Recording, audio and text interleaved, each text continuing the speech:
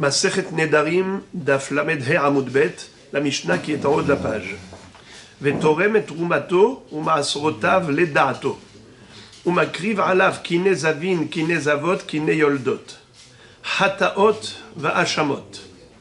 Umelamdo Midrash, Halachot Veagadot. Aval lo yelamedenu Mikra. Aval, Melamedhu et Banav et Benotav, Mikra.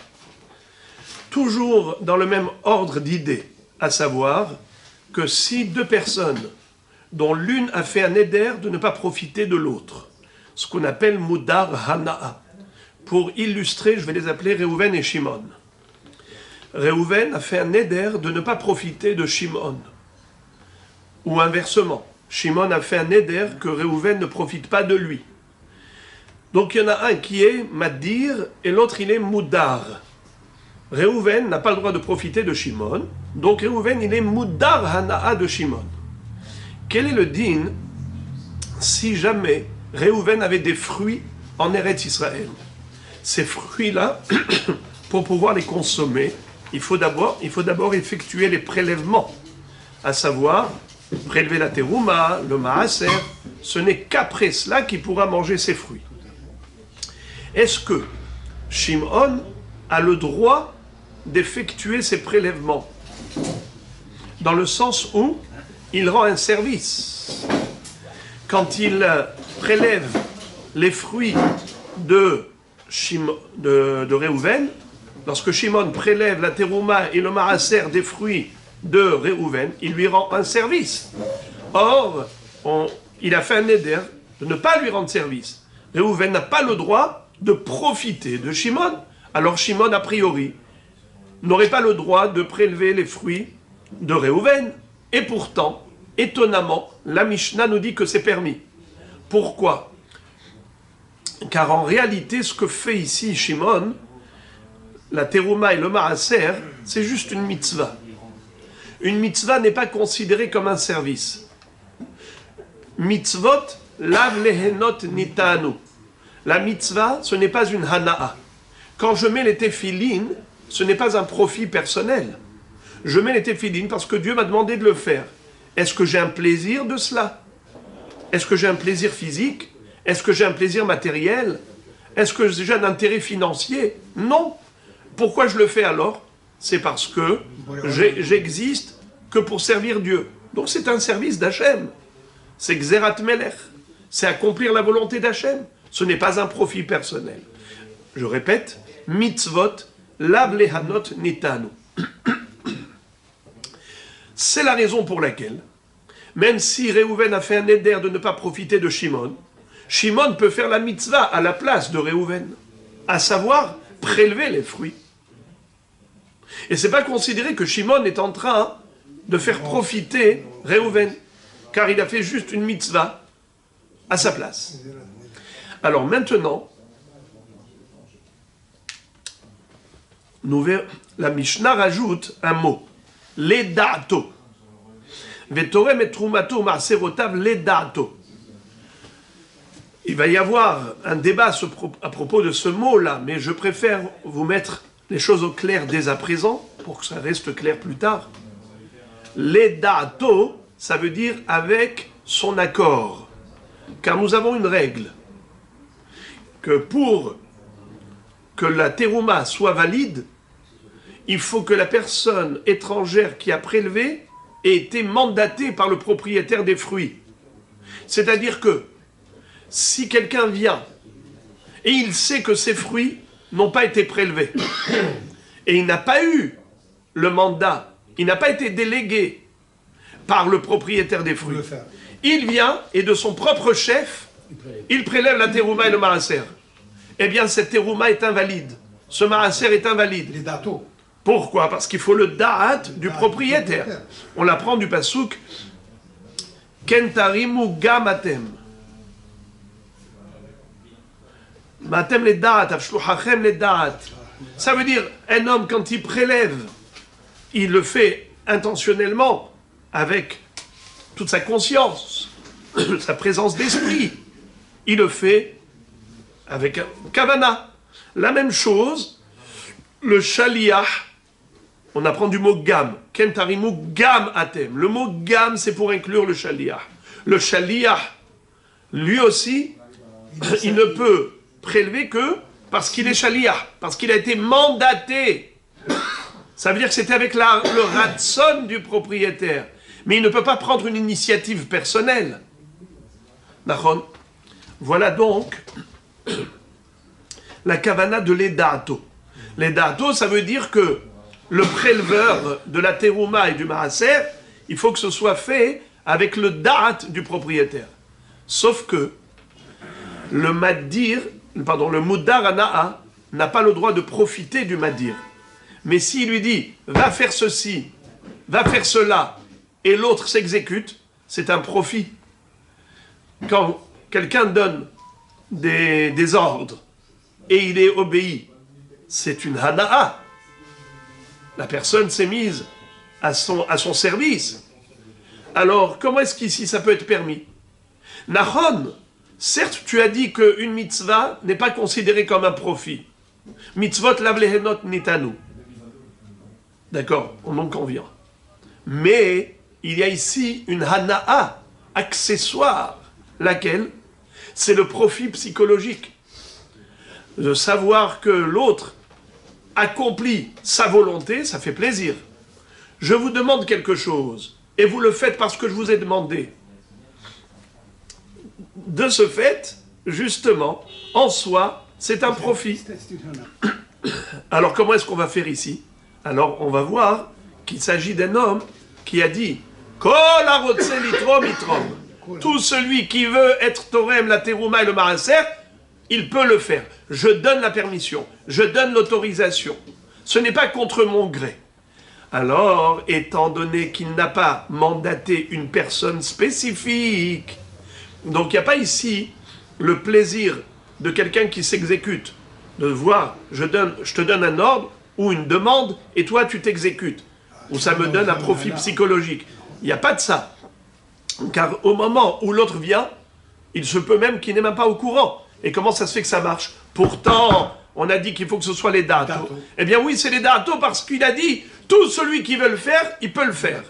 Alors même s'il ne sait pas qui est la personne spécifique qui l'a fait, ce qu'elle a fait, c'est valide, c'est valable. Pourquoi? Parce qu'elle avait le droit de le faire. You understand, my friend? Yes, sure. Baruch Hashem. Deuxième ligne. Umakriv alav kine zavin, kine zavot, kine yoldot, vehataot, ve'ashamot. Imaginons que la personne qui a fait un neder, c'est un Kohen. Par exemple, Reuven Kohen a dit à Shimon, tu ne profiteras pas de moi. D'accord? Et maintenant, Shimon, il a un korban à apporter. Reuven, on lui donne le korban de Shimon. Reuven Kohen se trouve au Beth Amikdash. On lui apporte le korban de Shimon. Il dit, mais Shimon n'a pas le droit de profiter de moi. Le rabbin lui dit, oui, tu peux, monsieur Cohen. Tu peux faire le sacrifice au profit de Shimon. Bien que Shimon n'a pas le droit de profiter de toi, mais là, tu peux faire cette mitzvah pour lui, c'est-à-dire de sacrifier. Ça veut dire, Reuven, il vient, il apporte son korban, Shimon, pardon, plutôt le contraire, Shimon vient avec son korban, Reuven le prend et il va faire la shrita. Et il va faire toutes les avodotes surtout, parce que la shrita, ça peut se faire même par un zar, pas obligé que ce soit un Kohen. Mais Kabbalat Adam, Zrikat Adam, Holachat Haevarim, Haktarat Haevarim, tout ça, c'est le Kohen qui le fait. Le Kohen, il le fait pour qui? Pour quelqu'un qui a fait un éder de ne pas profiter du Kohen. Alors comment le Kohen peut le faire? Et pourtant, il peut le faire, on verra dans la Gemara la raison. Voilà donc la Mishnah nous dit, il peut sacrifier ses korbanot. Et ce qui est très intéressant, Kinne Zavin, Kinne Zavot, Kinne Yoldot, c'est quoi Kinim? Ken, c'est Kan. Al kan tzipor yagiru rahamecha. Nachon. Ki kare kan tzipor lefanecha. Kan, Ken, c'est un nid d'oiseau. Dans un nid d'oiseau, il y a un mâle et une femelle en général, n'est-ce pas? Donc il y a un couple. Had le ola ve had le hatat. Une volaille ola, une volaille hatat. Ça s'appelle kapara. Dans le sens où, quand quelqu'un est devenu zav, il a eu un écoulement de gonorrhée. Ou zava, une femme qui a eu 3 jours de saignement d'affilée. Et donc elle s'appelle Zava Gedola, pendant la période de Ziva. Ensuite, elle est Tmea. Même après le mikvé, même après Shiva Nekim, 7 jours de propreté, bien qu'elle ait été au mikvé et qu'elle a le droit d'aller avec son mari, mais elle ne pourra pas rentrer au Beth Amikdash, elle ne pourra pas manger de korbanot, tant qu'elle n'a pas apporté sa kapara. C'est quoi cette kapara? C'est un nid d'oiseau, de volaille, et had le ola, et had le hatat. Suite à ce korban, désormais, ça y est, c'est bon. Elle peut rentrer au Beth Amikdash, manger des korbanot. C'est pareil pour la yoledet, une femme qui vient d'enfanter, qui vient d'accoucher. Elle a accouché, si c'est un garçon, 40 jours, elle est exclue du Beth Amikdash. Ce n'est que le 41e jour qu'elle pourra apporter ce korban pour être désormais habilitée à manger les korbanotes et aller au Beth Amikdash. Si c'est une fille qu'elle a accouchée, elle a accouché d'une fille, eh bien, c'est le 81e jour. Pas 40 jours, c'est le double. 80 jours, elle est tméa par rapport au Beth Amikdash. Bien sûr qu'elle a déjà été au mikvé, elle a déjà été avec son mari et tout, mais c'était que par rapport à sa relation avec son mari. Mais par rapport au Beth Amikdash, la yoledet, elle est interdite d'accès jusqu'à 40 jours après la naissance d'un garçon, 80 jours après la naissance d'une fille. D'accord? Alors c'est pareil, elle doit apporter également un nid d'oiseau de volaille. Comment ça s'appelle? Kine zavin, kine zavot, kine yoldot. Ok? Alors maintenant, est-ce que M. Cohen peut sacrifier tous ces corbanotes? Madame, cette dame-là qui vient d'accoucher, elle avait fait un éder. Ce M. Cohen, c'était son voisin, elle a dit « Je fais un éder, jamais profiter de cet homme. » Et maintenant, concours de circonstances, cet homme, ce voisin-là, c'est M. Cohen qui se trouve au Beth Amikdash. Est-ce qu'il a le droit de sacrifier ces corbanotes qu'elle a apportés maintenant en tant que Yoledet ou Zava ou son mari qui était Zav? Exemple. Ça, c'est des exemples. Hein. Alors, la Mishnah nous dit permis. Le Kohen a le droit d'offrir ses corbanotes. Il est au service. Beth Amikdash, il a le droit d'offrir ses corbanotes et on verra pourquoi. Mais il y a 2 corbanotes ici qui sont surprenants. C'est Hataot ve Hashamot. Korban Hatat et Korban Hasham. On verra après de quel Hatat et de quel Hasham il s'agit. Est-ce qu'on parle de tous les Hataot, de tous les Hashamot, ou bien de Hatat et de Hasham spécifiques? On verra après. Umelamdo Midrash Halachot ve'agadot. Quel est le din si Reuven s'est interdit de profiter de Shimon? Mais Shimon, c'est un enseignant de Torah. Est-ce que Reuven a le droit d'assister au cours? Oui. Alors, la halakha, elle est que oui, il peut apprendre chez lui le Midrash, les halachot, les agadot. Qu'est-ce que c'est que Midrash? Midrash, c'est toutes les drachot de Chachamim par rapport aux psukim. Ce qu'on appelle le Sifra, le Sifri, Torah de Kohanim, la compilation de toutes les drachot de Chachamim par rapport aux psukim. Halachot, c'est les lois qu'on a reçues Be'alpe, Torah chez Be'alpe, Halacha le Moshe Misinai. Agadot, ça c'est l'enseignement de Chachamim qui ont été appuyés sur des psukim également. Eh bien, tout cela, c'est permis.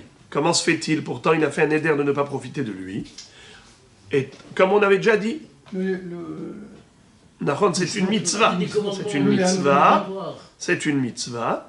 Et une mitzvah, ça ne s'appelle pas une hana'a.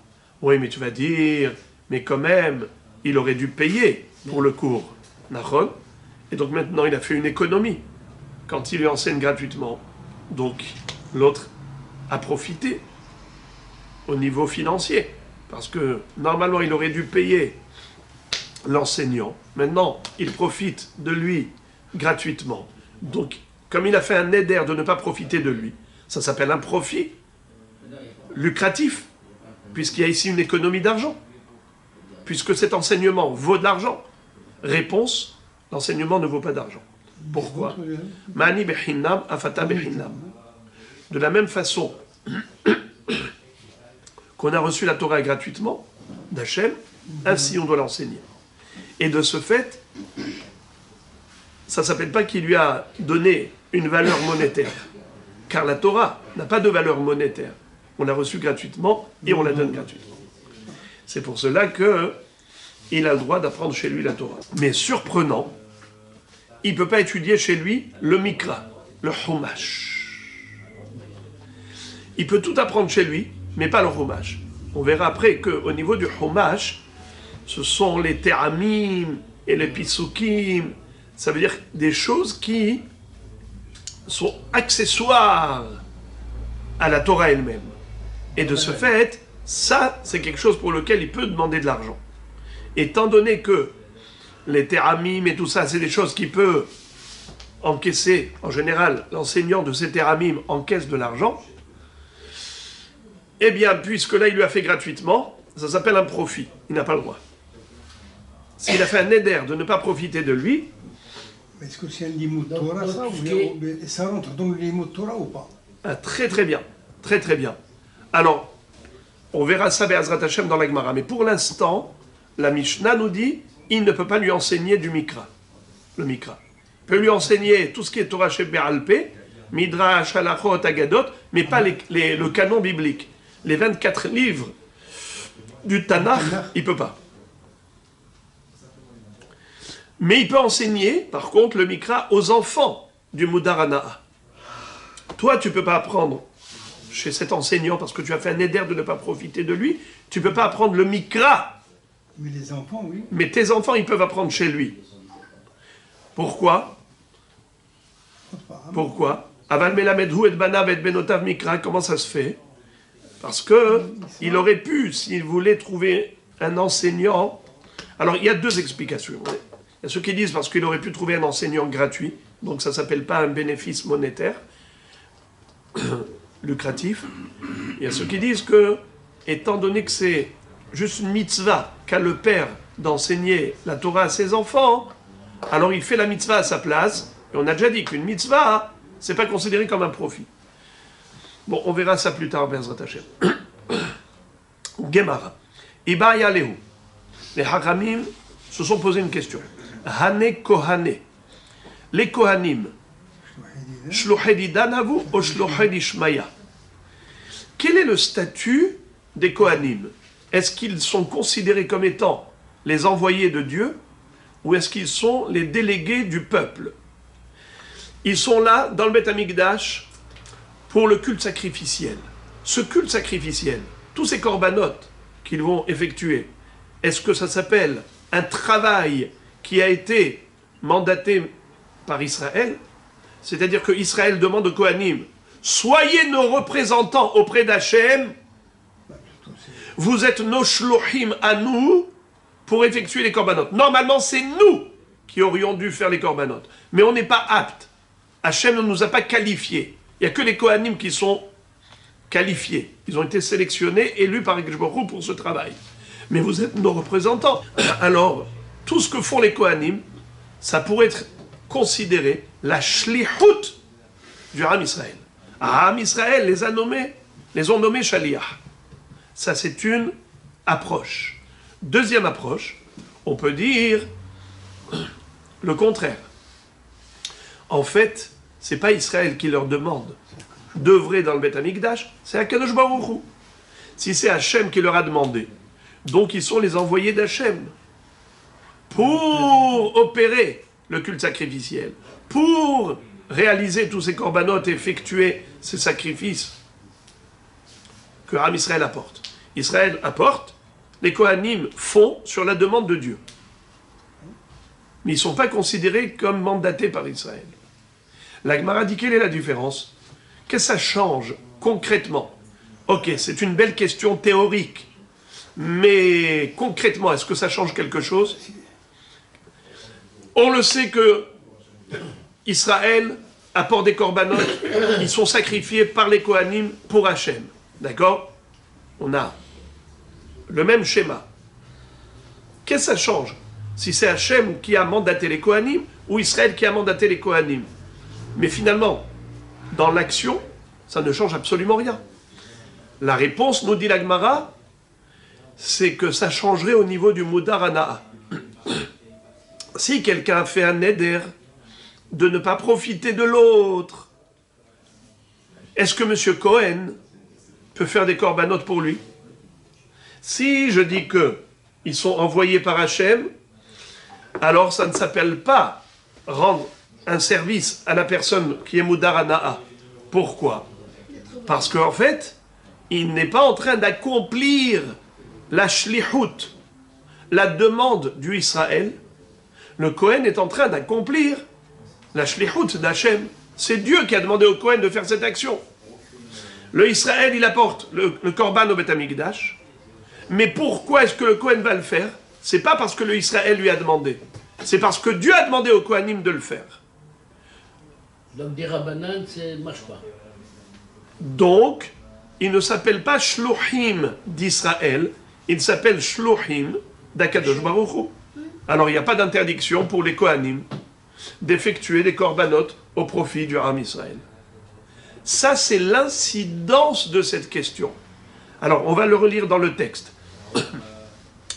Ibayaleu, les Chachamim se sont posés et la baya suivante. Hane Kohane, ces Kohanim-là, Shluché d'Idanavu ou Shluché d'Ishmaïa?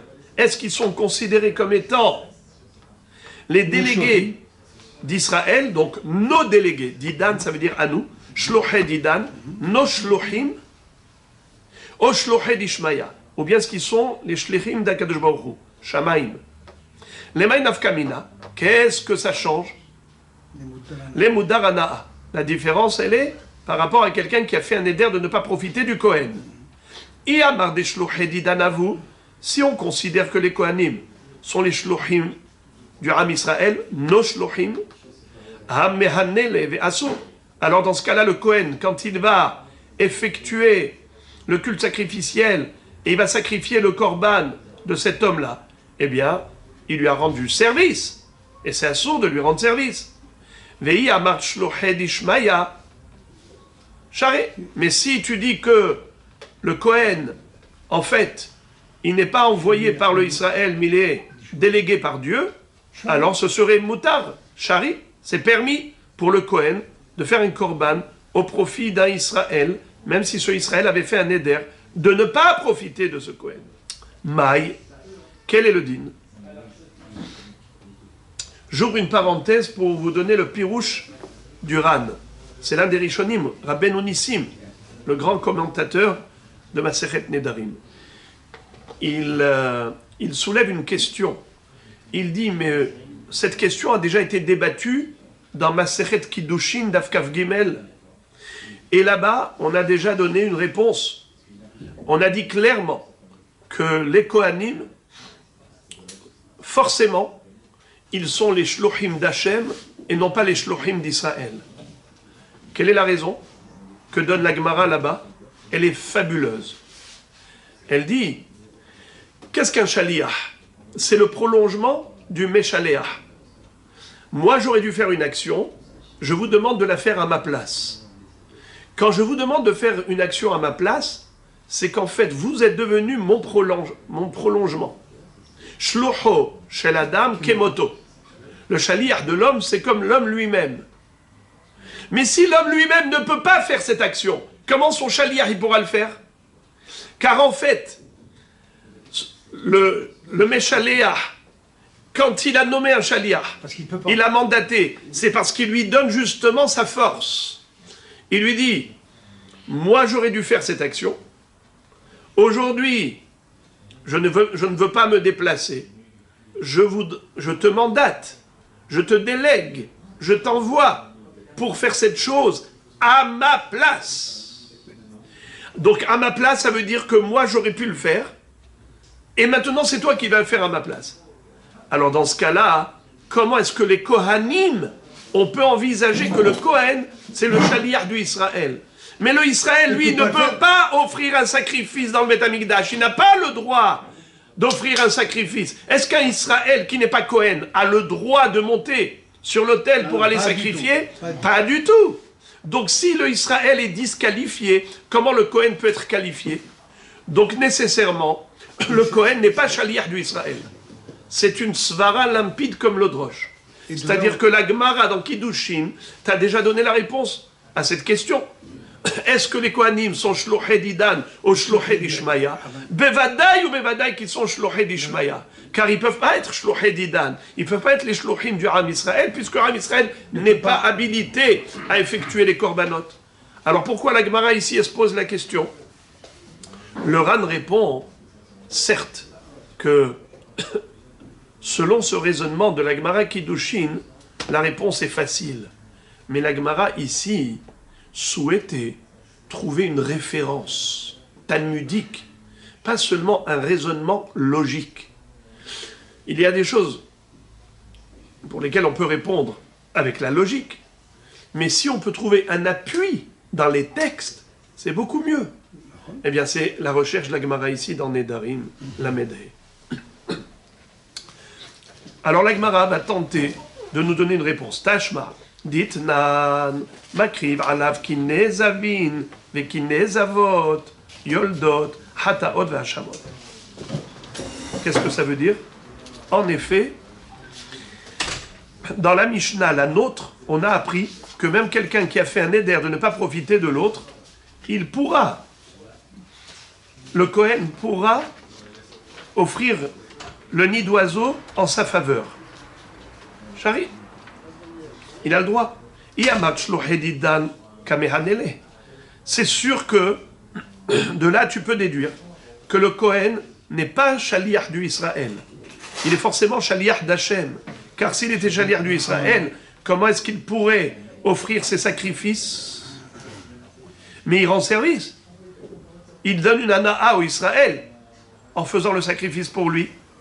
La Gemara réfute en disant, c'est pas vrai. Ultamir, litne makriv alav korbanot. Pourquoi donc la Mishnah, si vraiment tu dis que il est interdit, que si tu veux démontrer par là, du fait qu'on ait dit que le Kohen peut œuvrer en faveur du Moudar Hana'a, et il peut offrir le sacrifice en sa faveur, machma que le Kohen il n'est pas mandaté par le Israël, mais il est plutôt délégué par Dieu. Si c'est cela ta preuve, pourquoi est-ce que la Mishnah n'a pas dit de manière beaucoup plus brève, en un mot, makriv korbanot, makriv alav korbanot, au lieu de dire kinezavim, kinezavot, kineyoldot, hataot, hashamot. Pourquoi il a besoin de nous énumérer tout cela? Autant dire clairement, le Kohen peut sacrifier des korbanot pour le Moudar Hana'a. Pourquoi faire compliqué si on peut faire simple?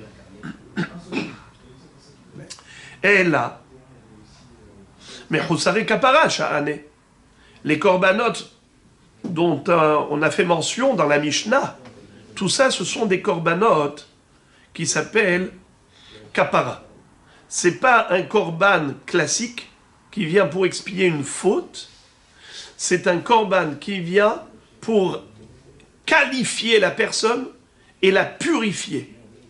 Par exemple, comme on avait dit, vous vous rappelez, une femme qui vient d'accoucher, elle ne peut pas rentrer au Beth Amikdash, elle ne peut pas manger des korbanot. Jusqu'après 40 jours pour un garçon, 80 jours pour une fille. Le lendemain, elle va offrir ce nid d'oiseau, une volaille hatat, une volaille aola, et là, désormais, elle pourra rentrer au Beth Amikdash, parce qu'elle a déjà été au mikvé et tout. Nachon, on est bien d'accord. Oui. Alors, il s'agit ici de Mechoussare Kapara. On ne parle pas d'un korban qui vient pour expier une faute, on parle d'un korban qui vient pour qualifier une personne, pour la rendre habilitée à rentrer au Beth Amikdash et manger des korbanot. Donc ça a plutôt un statut de purification, si on peut ainsi dire. Ce n'est pas une expiation, c'est une purification.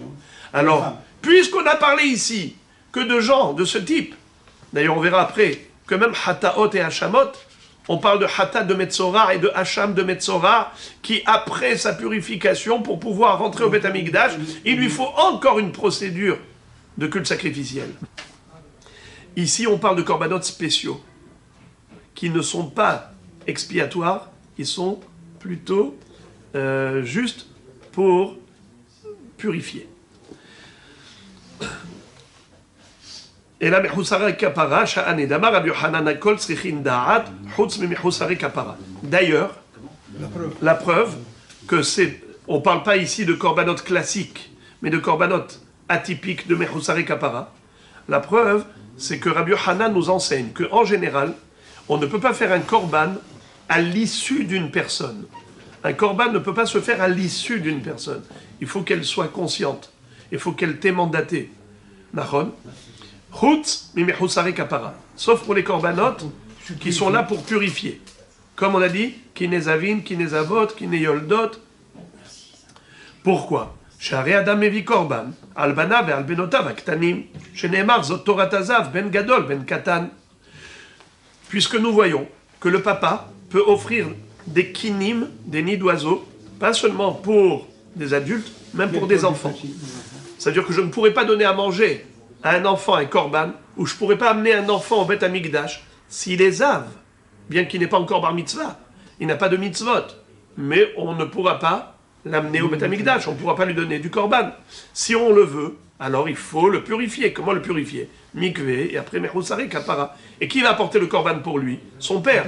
Mais l'enfant, il est inconscient, il est tout jeune. Il a à peine 7 ans. Il a 6 ans, il n'est pas conscient. Malgré tout, le père peut le faire pour lui. Donc tu vois que Mechusare Kapara, c'est spécial. Les korbanot de Kapara n'ont pas besoin de da'at. Donc, n'ont pas besoin de shaliach. Donc on peut très bien dire que Béhémet, on n'a pas de preuve que les Kohanim, ils sont shluchim du ciel. Peut-être qu'ils sont shluchim d'Israël. Ah, alors comment ça se fait que le Kohen, il peut faire les korbanot, bien quand il a fait un neder ne pas profiter du Kohen? Le bonhomme a fait un neder ne pas profiter du Kohen. Parce qu'ici, on parle de korbanot spéciaux, qu'on n'a pas besoin du da'at du propriétaire. Et puisqu'on n'a pas besoin du da'at du propriétaire, donc c'est pas une hana'a, puisqu'il peut le faire même à son insu. D'ailleurs, la preuve, c'est que Rabbi Yochanan nous a enseigné qu'un père peut apporter un korban de kinim, de zav et zava, pour un enfant qui est pas par mitzvah. Et d'où on apprend ça du mot Torah, Torat. Chaque fois que la Torah, dans la Torah il est écrit Torat, c'est pour inclure, englober plusieurs cas. Comme ici, Ben Gadol, Ben Katan. C'est pour ça que c'est écrit Zot Torat Hazav.